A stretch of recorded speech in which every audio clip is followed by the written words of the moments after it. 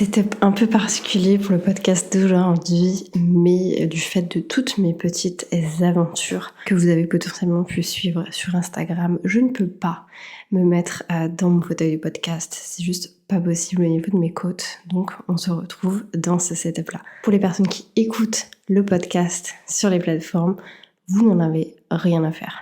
Comme vous avez pu le voir au titre de cet épisode, ça va être un épisode un petit peu particulier, tout simplement parce que j'avais envie de faire quelque chose qui change. Et étant donné que je suis une grosse consommatrice du YouTube américain, je me suis dit que ça pouvait être assez marrant de faire ce format de Vogue Interview. Pour les personnes qui ne savent pas ce que c'est que le Vogue Interview, c'est tout simplement un interview qu'on fait faire à des stars américaines ou autres et qui est composé concrètement de 75 ou 73, je crois, questions. Alors, bien entendu, moi j'ai adapté les questions pour qu'elles aient du sens par rapport à ce que je fais. Néanmoins, j'ai gardé la base très concrète du Vogue Interview. Pourquoi est-ce que j'ai envie de faire ça ? Tout simplement parce que déjà je trouvais l'idée chouette et je me suis dit que c'était un bon moyen pour vous d'en savoir un petit peu plus sur moi et pas forcément... je fais pas un podcast à deux, j'ai pas quelqu'un qui me pose des questions et je me suis dit mais où est-ce que je vais trouver ces questions qui pourront être pertinentes, inspirantes, etc. Et je me suis dit pourquoi pas aller vers le Vogue Interview. Donc j'ai toutes les questions juste ici. J'ai plus ou moins répondu, bien entendu, pour que ce soit... pour que moi, ça ne me prenne pas non plus 3 heures d'enregistrer ce podcast. Dans tous les cas, je pense qu'on va faire 2 épisodes. Sinon, ça va faire des vidéos extrêmement longues. Et du coup, des épisodes de podcast extrêmement longs. Et vous savez que c'est pas le but de ce podcast. J'ai envie que ça aille vite et j'ai envie que vous puissiez le consommer rapidement. D'ailleurs, j'en profite pour vous dire, je pense que ce sera déjà le cas pour ce podcast, mais je vais changer le timing et le jour de sortie du podcast pour le lundi matin. Je pense qu'on va le sortir à 8h du matin et non plus le dimanche à 17h parce que je me suis rendu compte que les gens n'écoutent pas de podcast le dimanche à 17h. Donc on va changer ça également. N'hésitez pas à me dire d'ailleurs dans les commentaires ou sur Instagram si vous préférez avoir ce format-là, sachant que très rapidement, je pense qu'on aura un 4e format qui va arriver sur la chaîne, un format qui va être plus au format vlogging du coup, donc potentiellement ce sera ce format-là qu'on aura le dimanche soir. Alors, question numéro 1, il risque d'avoir un petit temps de décalage entre le moment où je vous réponds aux questions où je les lis, tout simplement parce qu'en fait toutes les questions sont en anglais, donc forcément ça me prend un petit peu de temps de vous les retraduire après en français. Donc, première question, quel est mon moment favori dans la journée ? Alors concrètement, j'aime beaucoup mes journées, j'ai des journées extrêmement routinières, je pense que ça vous l'aviez compris, je suis quelqu'un qui fait toujours la même chose, qui aime toujours faire la même chose. Néanmoins, j'adore ce que j'appelle l'heure du Perrier-Citron. Concrètement, l'heure du Perrier-Citron, qu'est-ce que c'est ? Pour moi, c'est 18h, c'est le moment où j'arrête de travailler. En fait, je ne bois pas d'alcool depuis plusieurs années, plus ou moins, c'est vraiment du on and off, mais je bois très très peu d'alcool. Et pour autant, je peux comprendre, entre guillemets, cette addiction qu'on peut avoir au petit verre de vin le soir ou le week-end, etc. Et moi, j'ai décidé de transposer ça avec un verre de Perrier-Citron, plutôt de Pulco Perrier. Mais voilà, c'est vraiment mon moment quand je me sers ce petit verre de Perrier tout frais, là, je suis très très très contente, c'est le début de ma soirée et ma journée taf est terminée. Quelle est ma plus grosse weakness ? Donc je suppose que c'est fragilité, je sais même plus comment on dit en français. Ce que j'ai écrit, c'est que moi j'ai tendance à... C'est pas que j'angoisse, si du coup ça reste des angoisses, mais tout le temps pour la même chose. Tout le temps pour la même chose. Et c'est des angoisses, c'est les mêmes angoisses que j'ai depuis toujours, j'en parlerai pas forcément ici, et je pense qu'on fera des podcasts spéciaux sur tout ce qui va être justement santé mentale entrepreneur, etc. Je pense que c'est vraiment des choses qu'on va mettre en place sur le podcast. D'ailleurs, je pense que ma première invitée, je le dis officiellement, elle le sait même pas, mais ce sera potentiellement Leïla de Holo Studio. On en a beaucoup discuté et c'est vrai que c'est un sujet sur lequel j'ai grave envie de débriefer, j'ai envie de raconter plein de choses, donc j'ai hâte qu'on puisse faire des podcasts sur ce sujet-là. Je vois le temps défiler, clairement on va faire 4 épisodes de ce Vogue Interview, ça sera juste pas possible de tout faire dans le même podcast. Donc concrètement, ma plus grosse weakness, c'est vraiment que j'angoisse, je pense, sur les mêmes choses. Ça va, ça vient, ça revient, ça repart. Ça dépend vraiment des moments. A contrario, quelle est ma plus grosse strength ou ma plus grosse force? Comme j'ai mis, je suis quelqu'un de très déterminé. Vraiment, quand je veux quelque chose, je l'obtiens. Je pense que je suis très très très déterminée. C'est vraiment une de mes forces parce que ça m'a beaucoup servi. On en reparlera plus tard d'ailleurs dans une autre question, mais ça m'a beaucoup servi dans la vie en fait par rapport à tout ce que j'ai pu faire, tout ce que j'ai pu mettre en place, que ce soit au niveau professionnel ou au niveau personnel également. Le fait d'être déterminé comme ça aide forcément à la prise de décision, mais ça aide sur plein de sujets, en particulier l'amour, l'amitié, la famille, ce genre de choses.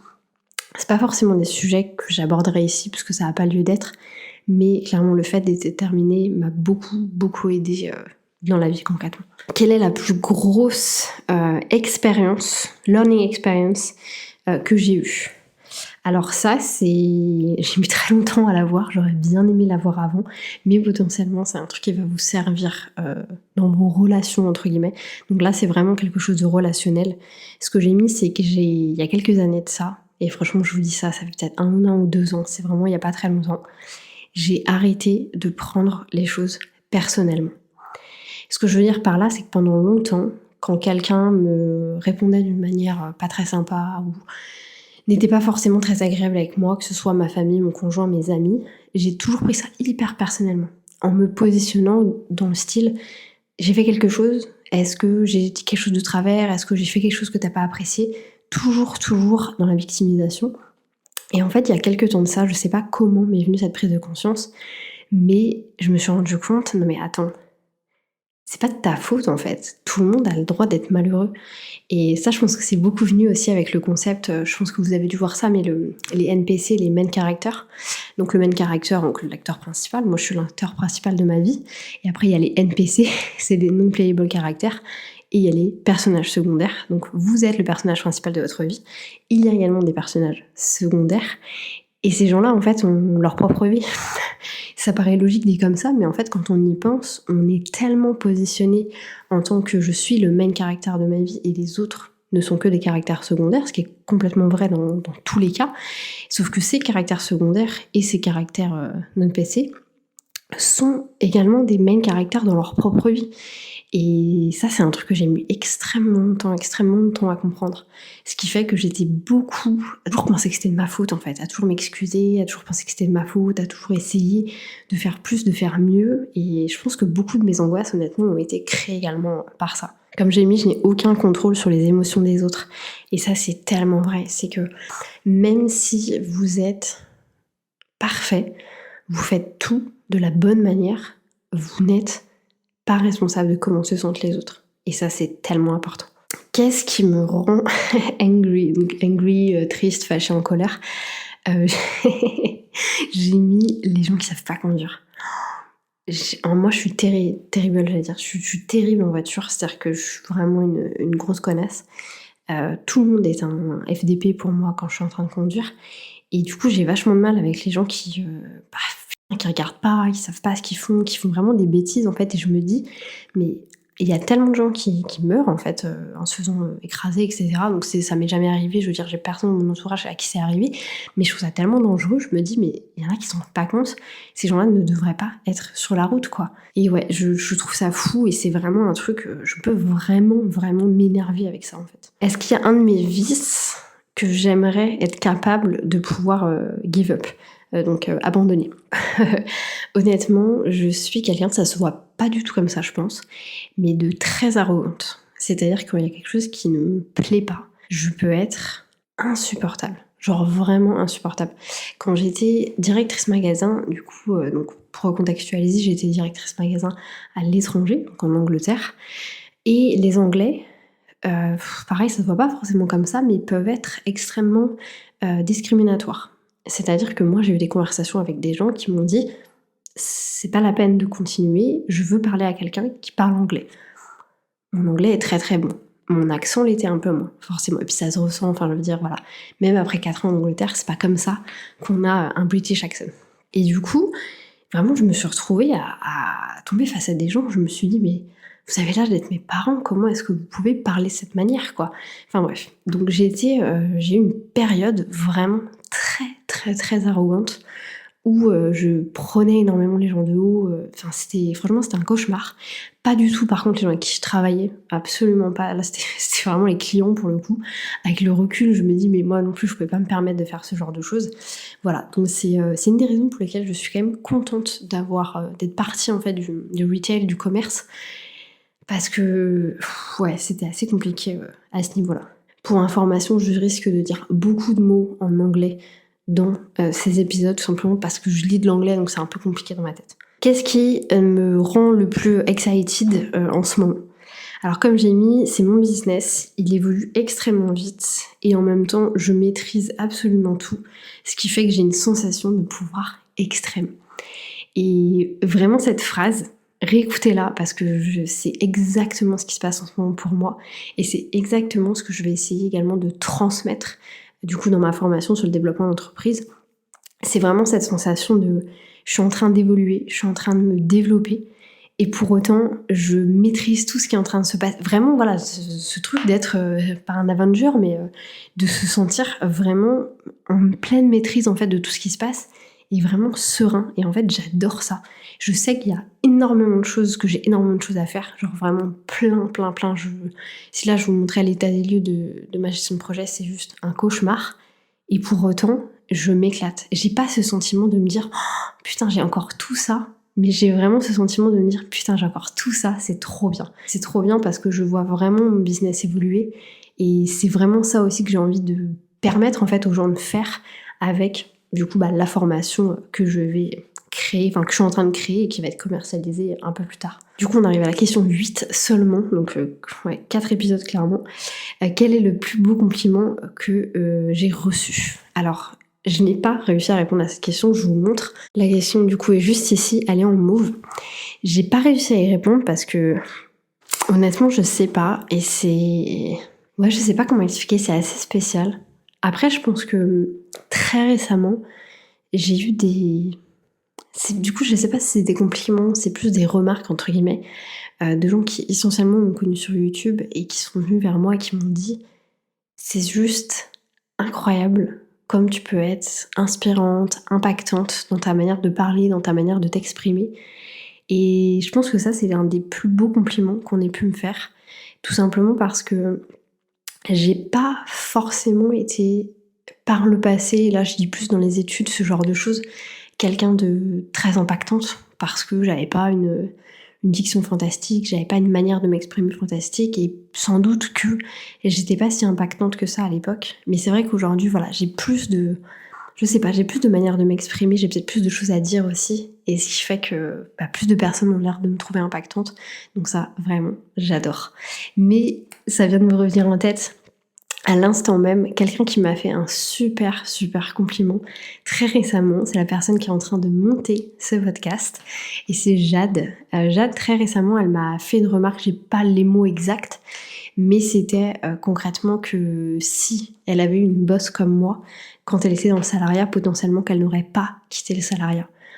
Et ça, je pense que ça vaut tout l'or du monde quand on est entrepreneur et quand on a envie aussi de se développer, de redevenir manager, leader.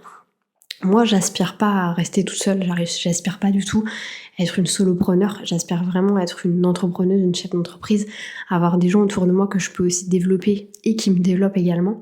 Et vraiment, ce compliment-là, ça m'a... Enfin, je lui ai dit, c'est le meilleur compliment que tu puisses me faire après un an de collaboration, que tu puisses penser ça. C'est fantastique. Donc merci à toi Jade qui est en train de monter ce podcast. Question numéro 9. Quand est-ce que tu es le plus inspiré? Alors moi je suis de la team plan d'action, je pense que ça il n'y a pas de grosse surprise là-dessus. Et clairement des plans d'action avec 45 checkbox à ticker, ça me fait absolument pas peur. Au contraire, plus c'est organisé, plus ça va être fait sous un format plan d'action, mieux je vais me sentir. Plus je vais me dire ok, je sais où je vais, je sais ce qui va se passer. Maintenant, on y va en fait, et puis c'est tout, et puis il n'y a pas trop de réflexion à avoir derrière ça. Donc ouais, quand j'ai ma finalité, mes indicateurs de succès, je sais où je vais, et vraiment je sens en fait, encore une fois, que je suis inarrêtable et que je contrôle tout, et je trouve ça fantastique. Est-ce que tu préfères le sucré ou le salé? Alors moi je suis de la team salé. Vraiment, enfin les chips et le saucisson, c'est fantastique quoi. J'ai rien d'autre de plus à dire. Quelle est la chose la plus chère que tu aies jamais achetée? Alors en soi, la vraie chose la plus chère que je me suis achetée, c'est une voiture. Que j'ai eu la chance de pouvoir acheter cash. Ça, c'est clairement mon plus gros investissement, hein, très très clairement. J'espère très rapidement, du coup, cette année, que ce sera 2 choses qui vont devenir les premiers, c'est-à-dire de l'or et de l'immobilier, parce que c'est aussi pour ça qu'on est revenu en France. Mais sinon, c'est vrai qu'en en 2020, j'ai un petit peu pété un câble en Thaïlande. Faut savoir qu'en Thaïlande, il y a une très grosse culture du luxe, mais aussi de la contrefaçon. Donc beaucoup de personnes ont du Louis Vuitton, du Saint-Laurent, enfin c'est assez effarant en fait tout ce qu'il peut y avoir là-bas. Et c'est vrai qu'à force d'être dans un endroit où il y avait tout ça, je me suis dit mais moi aussi j'ai envie quoi. Et en fait, très honnêtement, l'espace de 6 mois, j'ai acheté 3 sacs de luxe. J'en suis contente, je les porte absolument pas. Enfin quoi que l'un d'eux si, je le porte absolument tous les jours. Mais voilà, c'est pas avec du recul. Je sais pas trop si je l'aurais fait. C'était pas forcément très utile à ce moment-là. Et surtout pour ce que j'en fais en fait tout simplement. Donc voilà. Donc j'ai voilà mes craquages entre guillemets un petit peu. Je vais vous laisser là-dessus pour le premier épisode. On est actuellement à la question numéro 11, ce qui me fait me dire que je ne sais pas combien d'épisodes on va devoir faire, mais clairement je trouve ça hyper intéressant. En fait, pour connaître les personnes, je trouve ça encore mieux que de faire n'importe quelle interview. Donc vraiment, j'aime trop le concept. Mais je vois qu'on est déjà à 18 minutes, donc je vais vous laisser là-dessus et on se retrouve du coup exactement dans le même setup, mais tout simplement la semaine prochaine pour vous. Je vous souhaite une bonne soirée, une bonne matinée, une bonne journée, peu importe quand est-ce que vous allez écouter cet épisode, et je vous dis à bientôt pour un nouvel épisode.